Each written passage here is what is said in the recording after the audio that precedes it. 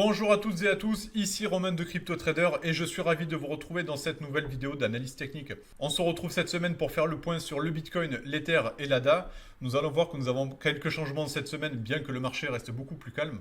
Je vous propose d'analyser tout cela et c'est tout de suite.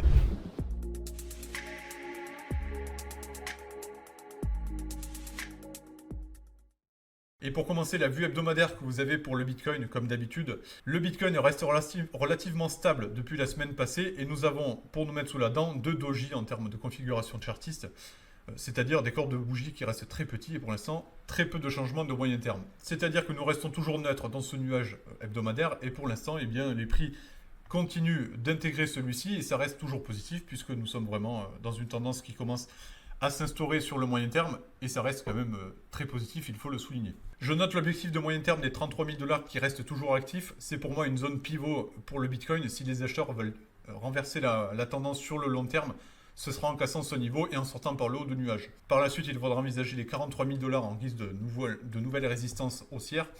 Nous n'y sommes pas encore, mais il faut quand même l'envisager si les prix accélèrent. Également, cette zone technique des 33 000 dollars, je la surveillerai puisque c'est une zone où les acheteurs risquent de prendre des profits, notamment les institutionnels, qui restent bien ancrés dans le marché pour l'instant, comme le montre le Commitment of Traders, avec des positions acheteuses qui restent relativement bien plus importantes par rapport aux positions vendeuses. Les institutionnels restent toujours à l'achat, ça c'est très positif et ça permet de soutenir le marché, d'où l'objectif de moyen terme que je fixe ici à 33 000 dollars. En guise de support de moyen terme, nous avons les 25 000 dollars qui restent la zone pivot. Vraiment, si ce point-là lâche, je reste persuadé que nous aurons une nouvelle pression sur le Bitcoin et que la tendance qui est en cours risque d'être mise à mal. Donc les 25 000 dollars seront à surveiller de près. Également, il faudra surveiller le bas du nuage ici à 26 000 dollars et les anciens plus bas de mèche que nous avons dans la zone des 27 450 dollars. Notez l'indicateur MACD qui continue de converger là aussi depuis plusieurs semaines maintenant.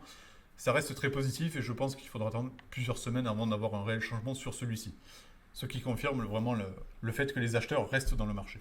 Allez, le Bitcoin en vue journalière que vous avez à l'écran. Depuis la semaine passée, très peu de changements sur celui-ci. On voit ici vraiment que les prix sont coincés dans un range de court terme et pour l'instant, ça ne sort toujours pas. On a des bandes qui sont comprises entre les 29 000 dollars qui est le point le plus haut atteint la semaine passée et la zone des 26 500 dollars, le point le plus bas. Pour l'instant, les prix restent bloqués là-dedans. C'est du 50-50 entre les acheteurs et les vendeurs. Pour moi, il y a toujours cette grosse neutralité. J'attendrai vraiment une sortie du range pour affirmer le sens de la poursuite. Soit nous sortons par le haut et nous aurons cette poursuite de tendance haussière, soit nous sortons par le bas et pour moi nous retournerons et d'abord sur les 26 000 dollars qui est ce plat de nuage ici, et par la suite donc la zone pivot que je vous disais tout à l'heure des 25 000 dollars. Les 25 000 dollars, si on vient les tester, il faudra les surveiller de près puisque c'est cette zone technique que j'attends avec beaucoup de volonté du côté des acheteurs. Je veux que ceux-ci fassent leur preuve en rebondissant sur ce niveau, si retest il y a. Pour l'instant le Bitcoin reste neutre et donc j'attendrai vraiment une poursuite soit haussière soit baissière. Allez, zoom sur Ether, où il y a un peu plus de mouvement que pour le Bitcoin. Sur la vue hebdomadaire, nous avons quelque chose de positif qui est en train de se dessiner cette semaine, avec, comme on peut le voir ici, une tentative d'intégrer ce nuage hebdomadaire. Ça, c'est super positif, puisque enfin, nous avons ce test qui est en train d'arriver, et pour l'instant, les acheteurs arrivent à renverser la vapeur. Ce qui nous permet de nous dégager de ce support de court terme des 1700 dollars, qui m'effrayait un peu, où nous avons eu un retest qui était parfait, mais le fait que l'Ether n'arrive pas à décoller comme le Bitcoin, c'était un peu plus inquiétant, et j'attendais vraiment une preuve qui est en train de se produire. Évidemment, il faudra attendre la clôture hebdomadaire, c'est-à-dire vraiment une bougie, un corps de bougie qui ferme dans le nuage et non sous ce nuage, donc en dessous la zone des 1800 dollars. C'est pour moi un refus de passage pour les acheteurs. Une clôture dans ce nuage permettra d'envisager le plat de Kijun et le plat de SSB que vous avez à 2220 dollars, qui est la zone technique que j'attendrai vraiment sur le moyen terme. Donc ça nous permet vraiment d'envisager quelque chose de positif pour Ether. Enfin, un peu plus performant sans doute sur les prochaines semaines que Bitcoin, puisque nous avions vu la semaine passée que la dominance avait atteint un point haut de son range et donc j'attendais vraiment un mouvement de la part des alt et de l'Ether sur les prochaines semaines. Pour l'instant, ça se dessine en bonne et due forme. Les supports, comme évoqué tout à l'heure, ne changent pas. Nous avons toujours les 1700 dollars qui étaient l'ancien point bas 2000-2022, c'est toujours valable. En dessous de ce niveau-là, j'attendrai les plats de Kijun sur la zone des 1500 dollars. Évidemment, on n'y est pas encore, c'est beaucoup plus éloigné, mais le marché semble bien parti pour aller chercher de nouveaux plus hauts. Allez, zoom sur le court terme pour Ether. Ça confirme ce que je disais sur le moyen terme, c'est que nous avons une tendance qui reste bien solide. On a des prix qui tentent vraiment de s'extirper de cette zone des 1700 dollars et nous avons une Tenkan journalière qui joue le rôle de support à merveille puisque les prix sont vraiment drivés par celle-ci. Donc pour l'instant, nous avons un Ether qui reste solide et qui commence à prendre un peu plus le là par rapport au Bitcoin. Le support, vous l'avez ici, il faudra le surveiller si les prix viennent à retracer de façon violente par le bas. Je vois mal comment ça a l'air bien parti pour Ether avec une nouvelle jambe haussière.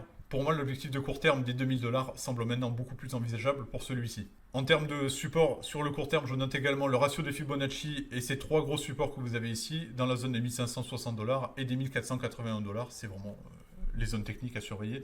Je reste plutôt confiant sur la tendance qui se met en place et donc je vois mal un test de ces supports, même sur le court terme. Et pour terminer, la crypto-monnaie ADA en vue hebdomadaire que vous avez à l'écran, je fais le choix d'analyser cette crypto-monnaie tout simplement puisque nous verrons qu'il y a des changements et un signal relativement fort envoyé par ADA. Et je trouve intéressant de le noter dans cette vidéo pour suivre le cours et son évolution sur les prochaines semaines. Tout d'abord, d'un point de vue de moyen terme, on peut voir que ADA était dans une longue tendance baissière depuis l'année 2022 et depuis les prix ne font plus de nouveau plus bas. Donc ça reste positif pour celle-ci. Ça nous permet d'envisager quelque chose d'un peu plus positif, un rebond qui est en train de se mettre en place sur le moyen terme. Notez ici les hauts de mèche que vous avez sur la zone des 42 centimes du dollar. C'est pour moi une zone technique importante. On voit que les prix ont été refoulés à plusieurs reprises. Et c'est ce plat de Kijun qui bloque les prix. Une sortie par le haut nous permettra d'envisager sur le moyen terme un retour sur le bas du nuage ici dans les 50 centimes. Au-delà, si nous arrivons à l'intégrer, c'est encore mieux et ça nous permettra d'envisager de nouveaux scénarios beaucoup plus haussiers. Avec comme par exemple l'autre plat de SSA que vous avez ici sur la zone des 66 centimes. Évidemment, c'est sur le moyen terme, donc ça prendra plusieurs semaines à se mettre en place si les acheteurs restent forts. Mais il faut noter que ADA donne quelque chose de beaucoup plus intéressant, puisque nous avons enfin cassé ces deux Kijun et la Tenkan qui ont cassé, et donc ça nous permet d'envisager le bas du nuage ici. Et pour conclure cette vidéo, donc ADA sur la vue journalière, c'est ce que je vous disais tout à l'heure, nous ne faisons plus de nouveaux plus bas, et les prix sont en train de tenter une cassure de cette trendline descendante. C'est pourquoi j'analyse ADA, c'est que cette trendline avait bloqué les prix depuis maintenant bientôt un an. Et là, nous tentons la cassure. On a eu une cassure la semaine passée, donc le 31 mars 2023, vendredi. On a eu un retest qui a été parfait. Depuis, les prix tentent de s'extirper par le haut de ce niveau. Si on arrive à confirmer cette hausse, j'attendrai vraiment la zone des 42 centimes. Ça vaut également pour le moyen terme. Donc c'est cette zone pivot que je vous disais tout à l'heure, qui est notée ici par le plat de SSB. Et par la suite, nous aurons des niveaux beaucoup plus intéressants, tels que les 50 centimes, les autres plats de SSB ici, qui sont des niveaux techniques que j'attendrai si les prix arrivent vraiment à sortir de cette trendline descendante. Pour l'instant, ça semble bien parti. On a un MACD qui continue de converger vers le haut. On a des prix qui sortent par le haut du nuage avec une long span qui, elle aussi, reste au-dessus de ce nuage. Ça, c'est vraiment une configuration parfaite et je reste vraiment confiant pour ADA pour les prochaines semaines. Ça semble bien se dessiner, en tout cas sur celui-ci. Attention toutefois, la lagging span qui doit elle aussi casser la trendline, ça confirmera vraiment le fait que les acheteurs sont bien dans le marché. Si on reste bloqué par ce niveau-là, je resterai un peu plus neutre sur une zone de neutralité comprise entre les 37 centimes et le haut du range que vous pouvez voir ici sur les 42 centimes. Pour conclure cette vidéo, d'un point de vue fondamental, nous avons peu de changements sur les crypto-monnaies. Le marché reste relativement solide comme on a pu le voir.